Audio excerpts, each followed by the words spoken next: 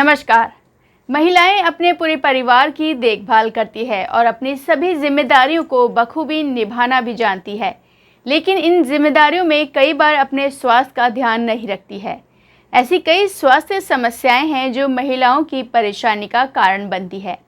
इनमें से एक है फाइब्रॉइड स्मूथ मसल्स ट्यूमर।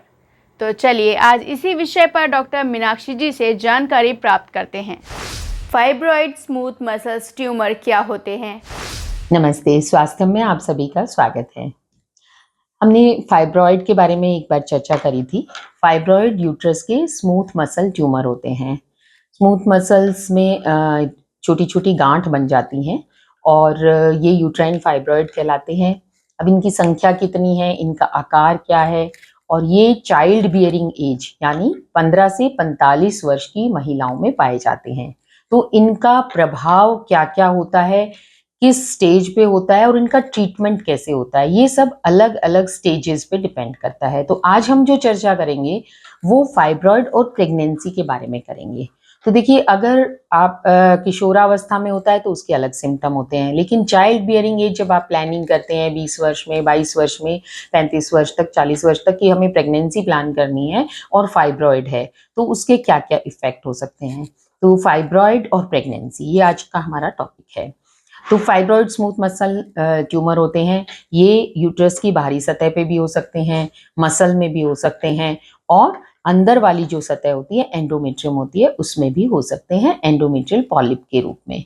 तो जब अगर ये एंडोमेट्रियल पॉलिप के रूप में है और आप कंसीव करने का प्लान कर रही हैं, तो आप पहले ही इसका ट्रीटमेंट करवाइए। एंडोमेट्रियल पॉलिप को आजकल हिस्ट्रोस्कोपी एक सर्जरी बोलते हैं, उससे भी निकाला जाता है।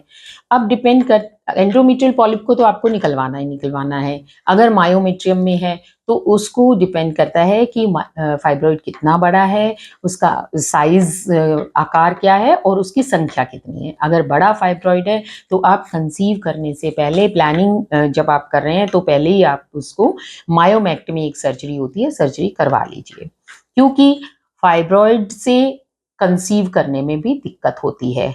आप कंसीव नहीं कर पा रहे हो, अल्ट्रासाउंड होती है तो पता चला कि फाइब्रॉइड है और फाइब्रॉइड की वजह से आप कंसीव नहीं कर पा रहे, तो उसमें आपको ART या असिस्टेड रिप्रोडक्टिव टेक्निक्स या इन विट्रो फर्टिलाइजेशन की भी कई बार सहायता लेनी पड़ती है। तो इसलिए अच्छी बात यह है कि अगर आपको पता चल गया कि आपकी बॉडी में फाइब्रॉइड है और आप इस एज ग्रुप में हैं कि आपको प्रेगनेंसी प्लान करनी है, तो उसको पहले ही उसका ट्रीटमेंट करवा लीजिए। आजकल मेडिकल मैनेजमेंट भी है, अगर छोटा फाइब्रॉइड है तो उसके लिए आप मेडिकल मैनेजमेंट से भी ट्रीटमेंट करा सकती हैं। अगर कंसीव कर लिया है और आपको फाइब्रॉइड है तो आपकी प्रेगनेंसी में क्या क्या प्रभाव पड़ेगा? देखिए, सबसे पहला तो जब फाइब्रॉइड है और वहीं बच्चे को लगना है तो आकार भी बच्चेदानी का गड़बड़ हो जाता है और हार्मोनल डिस्टर्बेंस भी होते हैं, तो उसकी वजह से प्रेगनेंसी पनपने में ही दिक्कत होती है। तो सबसे बड़ा जो खतरा होता है वो गर्भपात का होता है। तो इनिशियल जो शुरू की तिमाही होती है, 12 हफ्ते होते हैं, उसमें गर्भपात की बहुत ज़्यादा संभावना रहती है। इसके बाद अगर मान लो 12 हफ्ते के बाद क्रॉस कर गया तो जो प्लेसेंटेशन है, प्लेसेंटा ग्रो करेगा, उसमें भी दिक्कत आ सकती है।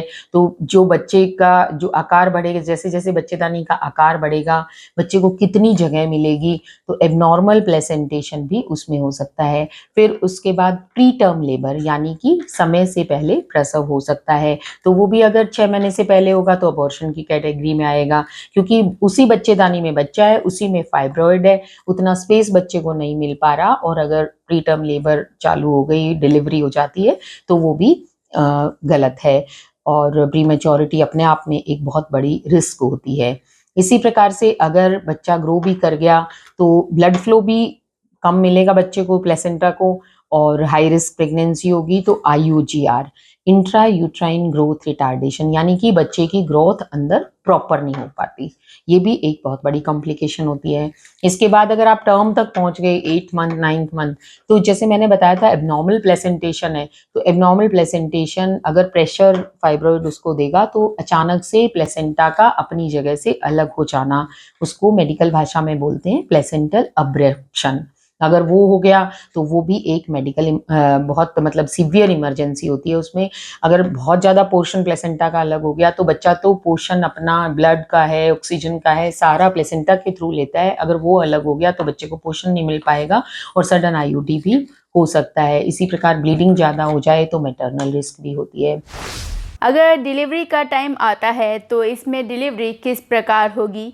देखिए, फाइब्रॉइड के साथ अगर प्रेगनेंसी है तो वो हाई रिस्क केस में आती है। हाई रिस्क प्रेगनेंसी है तो उसके लिए इंस्ट्रूमेंटल डिलीवरी की ज़रूरत पड़ सकती है। सिज़ेरियन की रेट बहुत ज़्यादा बढ़ जाती है, तो उसमें आपको पेशेंट, उनके हस्बैंड, जो भी रिश्तेदार होते हैं, उनसे खुलकर काउंसलिंग करनी चाहिए। अगर फाइब्रॉइड बड़ा है तो डायरेक्ट सिज़ेरियन बहुत अच्छी बात होती है, क्योंकि ना आप मैटरनल रिस्क डालें, ना बच्चे को रिस्क हो। तो इसलिए आप उनसे खुलकर बात करें और उनको सजेशन दें।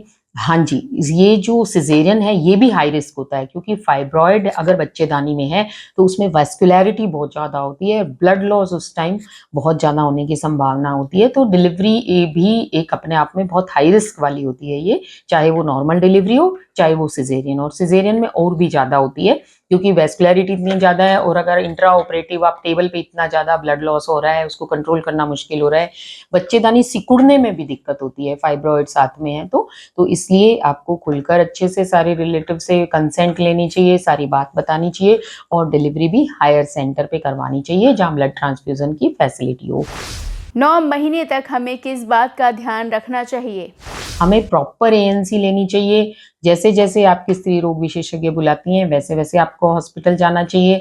उसमें वो आपका सबसे इम्पोर्टेंट चीज़ होती है हीमोग्लोबिन, वो आयरन देंगी तो और आपको खाने-पीने की सलाह देंगी, जिसमें आपको हरी सब्जियाँ, डार्क ग्रीन लीफी वेजिटेबल है, गुड़ है, आंवला है, जो भी चुकंदर है, जो चीज़ें खून बढ़ाती हैं वो पर्याप्त मात्रा में लेनी चाहिए। हाई प्रोटीन डाइट, दूध, अंकुरित अनाज वगैरह, ताकि आपकी हीमोग्लोबिन की कमी नहीं आए, क्योंकि इसमें नॉर्मल से ज़्यादा, अगर आप 10 ग्राम डिलीवरी में सोच रहे हो कि सेफ है, तो इसमें आपको 12 ग्राम चाहिए, क्योंकि मैंने बताया कि डिलीवरी के दौरान ब्लीडिंग बहुत होने की संभावना रहती है।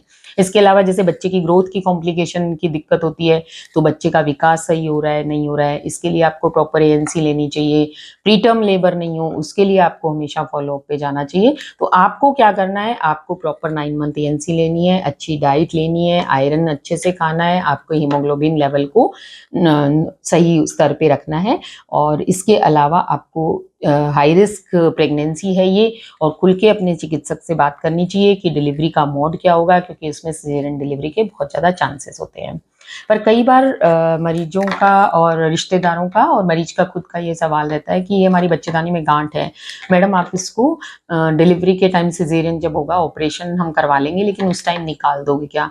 देखिए, ये डिपेंड करता है, और मेरा ये इसमें अपना पर्सनल ओपिनियन होता है, एज ए सर्जन अपना एक वो होता है व्यू। तो मेरा ये मानना है कि उस टाइम वास्कुलैरिटी जो होती है बहुत ज़्यादा होती है, उस टाइम सर्जरी उसको फाइब्रॉइड को निकालना बहुत रिस्की होता है, तो इसलिए ऐसी सिचुएशन को मैं तो अवॉइड ही करती हूँ, और डिलीवरी राजी खुशी हो जाए, जच्चा बच्चा स्वस्थ रहें, तो बाद में आप अपने फाइब्रॉइड का ट्रीटमेंट करवाना चाहिए। मीनवाइल जब भी आप दोबारा कंसीव करें, तो आप पहले अपने फाइब्रॉइड का ट्रीटमेंट करवाइए और उसके बाद कंसीव करिए। Thank you. तो आज आप लोगों ने डॉक्टर मीनाक्षी जी से फाइब्रॉइड स्मूथ मसल्स ट्यूमर के बारे में जाना। ऐसी और जानकारियों को देखने के लिए हमारे चैनल को सब्सक्राइब करें, जिससे आप आने वाली बीमारियों से सतर्क रहें, और साथ ही लाइक, शेयर, कमेंट करना ना भूलें। तो चलिए मिलते हैं अगले शुक्रवार एक नए स्वास्थ्य के साथ। तब तक के लिए दीपिका को दीजिए इजाज़त।